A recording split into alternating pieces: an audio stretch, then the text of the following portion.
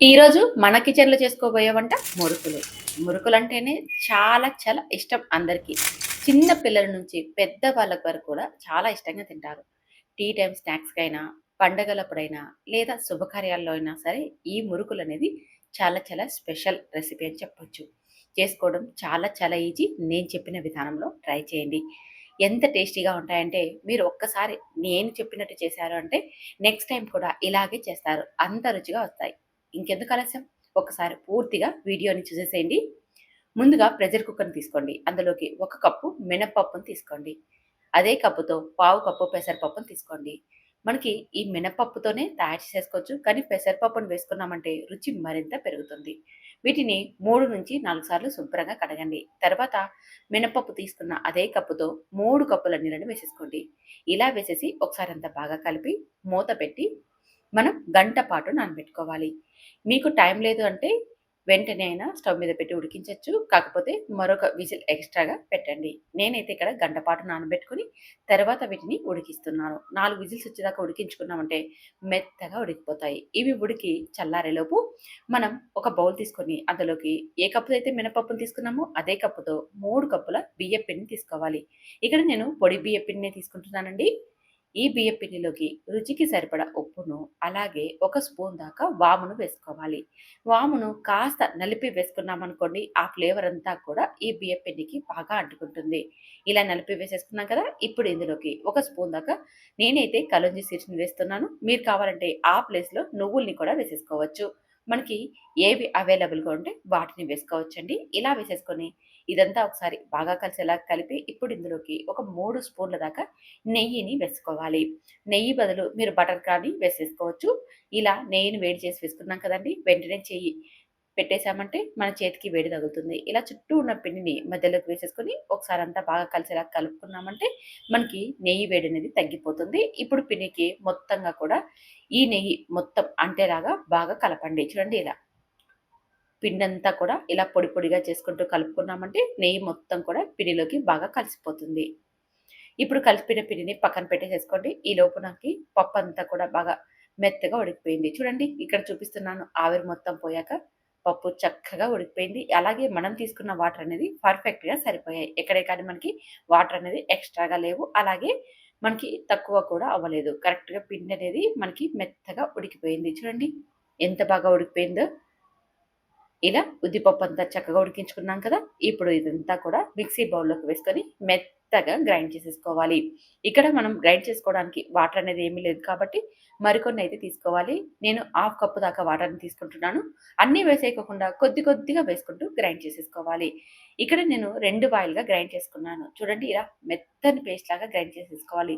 చాలా అంటే చాలా సాఫ్ట్‌గా ఉండాలి. అప్పుడే మనకి మురుకులనేవి పర్ఫెక్ట్‌గా వస్తాయి. ఇలా 2 సార్లుగా గ్రైండ్ చేసుకోవడానికి నాకైతే ముప్పావు కప్పు దాకా వాటర్ పట్టాయి. అంటే ఒక కప్పు ఉద్దిపప్పుని తీసుకున్నాం కదా! అదే కప్పుతో ముప్పావు కప్పు వాటర్ పట్టాయన్నమాట. మనం ముందు 3 కప్పులు వేసుకున్నాం. ఇప్పుడొక ముప్పావు కప్పు. మొత్తంగా 4 కప్పులకి కాస్త తక్కువగా నీరైతే సరిపోతుంది. ఇలా గ్రైండ్ చేసుకున్న పిండిని మనం బియ్యపు పిండిలోకి వేసేసుకొని ఇదంతా బాగా కలిసేలా కలపాలి. ఇందులోకి ఎక్స్‌ట్రాగా వాటర్ అవసరం పడవు. అలాగే పిండి కూడా అవసరం పడదు. నేను చెప్పిన కొలతల్లో తీసుకుంటే. ఒకవేళ మీకి చాలా గట్టిగా ఉందనిపిస్తే కొద్దిగా నీళ్ళని వేసుకొనైనా మీరు పిండిని అడ్జస్ట్ చేసేసుకోవచ్చు. లేదు పిండి లూజ్‌గా అయిందంటే మరి కొద్దిగా బియ్యపు పిండిని వేసుకొనైనా అడ్జస్ట్ చేసేసుకోవచ్చండి. ఏం పర్లేదు. మనకైతే మురుకులు పర్ఫెక్ట్‌గానే వస్తాయి. నాకైతే అన్నీ కరెక్ట్‌గా సరిపోయాయి. చూడండి పిండి ముద్ద ఎంత పర్ఫెక్ట్‌గా వచ్చిందో. ఇలా సాఫ్ట్‌గా అలాగే పిండి అనేది 10 నిమిషాల పాటు మనం బాగా మెత్తగా చేత్తో చేసుకున్నామంటే జిగట వచ్చేసి మురుకులు చేసేటప్పుడు విరిగిపోకుండా ఉంటుంది. ఇప్పుడు మూత పెట్టి పక్కన పెట్టేసేసుకొని స్టవ్ మీద డీప్ ఫ్రైకి సరిపడా ఆయిల్ పెట్టండి. ఆయిల్ వేడెక్కేలోపు మనం మురుకుల్ని ఒత్తేసేసుకుందాం. నేనైతే ఇక్కడ చాలా హోల్స్ ఉన్న మురుకుల గొట్టాన్ని తీసుకుంటున్నాను. మీరు ఒక హోల్ ఉన్నది తీసుకోవచ్చు. 3 హోల్స్ ఉన్నది కూడా ప్లేట్ వేసేసుకోవచ్చండి. ఇప్పుడు కొద్ది కొద్దిగా పిండిని తీసుకుంటూ మరొకసారి మెత్తగా చేసేసుకుంటూ ఈ మురుకుల గొట్టంలోకి వేసుకోవాలి. మురుకుల గొట్టానికి కొద్దిగా నూనెని అప్లై చేసుకున్నామంటే పిండి అనేది గొట్టానికి అంటుకోకుండా మనం మురుకులు ఒత్తేటప్పుడు ఈజీగా వచ్చేస్తుంది. చూడండి ఇలా పిండిని వేసేసుకున్నాం కదా! ఎంత బాగా వస్తుందో చూడండి. జిగటగా పిండి వచ్చిందనుకోండి ఇలా ఒత్తేటప్పుడు కూడా మనకి విరిగిపోకుండా వస్తాయి. ఇలా ప్లేట్‌కి కొద్దిగా ఆయిల్‌ని గానీ, నెయ్యిని కానీ అప్లై చేసేసుకున్నామంటే ఇలా అప్లై చేసేసుకోవడం వల్ల మురుకులనేది ప్లేట్‌కి అతుక్కోకుండా మనం చేత్తో తీసుకునేటప్పుడు ఈజీగా వస్తాయి. అలాగే అట్ల కాడకు కూడా మనం ఆయిల్ అప్లై చేసేసుకొని ఇలా ఒత్తేసేసుకోవచ్చు. ఇది బిగినర్స్‌కి చాలా చాలా యూజ్ అవుతుందండి. బిగినర్స్‌కి ప్లేట్‌లో నుంచి తీసి ఆయిల్‌లోకి వేయాలంటే చాలా కష్టమవుతుంది. అలాగే ఆయిల్‌లో జారవిడిచేటప్పుడు కూడా గట్టిగా జారవిడిచారంటే ఆయిల్ అంతా కూడా చేతులకి స్ప్రెడ్ అవుతుంది. అందుకని బిగినర్స్‌కి ఇలా అట్లకాడ పైన వేసుకొని ఆయిల్‌లోకి వేయడం చాలా చాలా మంచి పద్ధతని నేను చెప్తాను. అదే మనకి ఎక్స్‌పీరియన్స్ ఉంటే మాత్రం ఇలా ప్లేట్‌లోకి అన్నీ ఒత్తేసేసుకొని ఒక వాయికి సరిపడా ఆయిల్‌లో ఫ్రై చేసేసుకోవడం చాలా ఈజీ. బిగినర్స్‌కైతే అలా ట్రై చేయండి.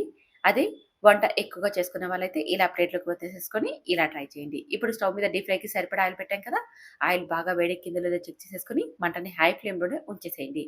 హై ఫ్లేమ్‌లో ఉంచి ఆయిల్‌కి సరిపడా వేసేసుకొని నురుగ తగ్గేంత వరకు టర్న్ చేయకోకుండా అలాగే ఉంచేసేసి, నురగ తగ్గిన తర్వాత ఇప్పుడు నెమ్మదిగా మరో వైపుకి టర్న్ చేసేసుకోవాలి. ఇక్కడ మనం ఈ మురుకుల్ని చాలా ఎక్కువ హోల్స్ ఉన్న దానితో ఒత్తాం కంటే చాలా ఇవి ఎక్కువ రౌండ్‌లొచ్చేసాయి కదండీ! అటు ఇటు తిప్పేటప్పుడు స్మూత్‌గా మనం టర్న్ చేయాలి.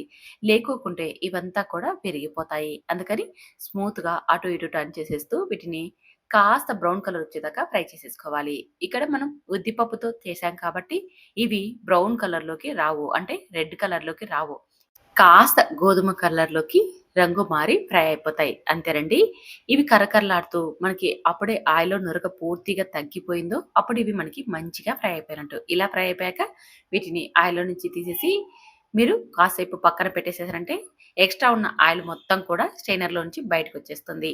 ఇప్పుడు మరొక వాయిని కూడా అలాగే వేసేసుకొని వీటిని కూడా మంటను హై ఫ్లేమ్‌లోనే ఉంచి అటు ఇటు తిప్పుతూ క్రిస్పీగా అయ్యేంత వరకు ఫ్రై చేసేసుకోవాలి. ఇదే ఈ విధంగా అన్నీ కూడా ఫ్రై చేసి తీసేసుకోవడమే. చాలా అంటే చాలా టేస్టీగా ఉంటాయండి. చాలా చాలా గుల్ల గుల్లగా కూడా ఉంటాయి. నెల రోజుల పాటు వీటిని నిల్వ చేసేసుకోవచ్చు. సాయంత్రం టీ టైమ్‌లోకైనా, ఫెస్టివల్ అయినా సరే, లేదా శుభకార్యాలకైనా సరే, ఇవి మంచి రెసిపీ అని చెప్తాను. అదే కాకుండా మనం చేసిన ఈ పద్ధతి అనేది రుచి మరింత పెరుగుతుందండి. మరి నేను చేసిన విధానంలో ఒక్కసారి ట్రై చేసి, టేస్ట్ చేసి ఎలా వచ్చాయో కామెంట్ చేయండి. నచ్చితే మీ ఫ్రెండ్స్, ఫ్యామిలీ మెంబర్ కూడా ఈ వీడియోని షేర్ చేసేసేయండి. అలాగే మన ఛానెల్‌ని సబ్స్క్రైబ్ చేసుకోండి.